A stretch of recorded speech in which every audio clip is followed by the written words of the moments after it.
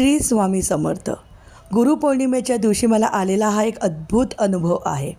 गुरुपौर्णिमेच्या प्रसादासाठी मी अर्धा किलो रव्याचा गोड शिरा करणार होते. रात्री 12:30 वाजता मी शिरा करायला सुरुवात केली. गोड शिरा करण्यासाठी आपण ज्या प्रकारे साहित्य घेतो ते सगळं साहित्य मी परफेक्ट मोजून काढलं होतं. पण इथे मी गडबड केली. व्हिडिओ पूर्ण पाहिला तर तुम्हाला नक्की कळेल की गडबड काय झाली होती. जेव्हा आपण शिरा करतो एका वाटीला 3 वाटी हे साधारणपणे दूध आणि पाणी घेतो. यावेळी मी त्याचं प्रमाण 3 पट घेतले. मी 3 वाटीच्या जागी मी 9 वाटी इतकं पाणी घेतलं. बाजूला दूध पाणी गरम करायला ठेवलं. ज्या पद्धतीने आपण शिरा करतो तुपामध्ये खमंग रवा भाजून मी शिरा करायला घेतला. पण शिरा करत असताना जेव्हा दूध आणि पाणी मी मिक्स केलं त्यावेळी तो शिरा न होता ती रव्याची खीर तयार झाली. मला माझी चूक समजली होती. हा माझा अहंकार होता. मला असं वाटलं होतं शिरा मी काय 10 मिनटात असा पटापट करेल.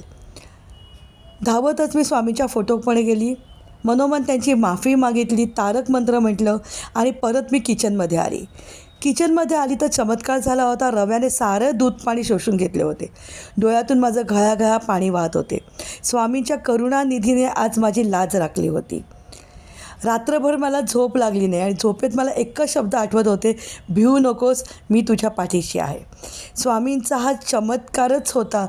नाहीतर आज हा शिरा न होता रव्याची खीर झाली असती. छानपैकी हा नैवेद्य तयार झाला आणि गुरुपौर्णिमेच्या दिवशी हा प्रसाद मी स्वामींच्या पळसदरीच्या मठामध्ये दाखवला.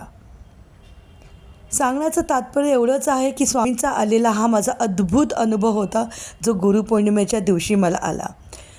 हा प्रसाद मी फक्त स्वामींच्या नैवेद्यासाठी केला होता आणि स्वामींनी मला आशीर्वाद या प्रसादातर्फे दिला.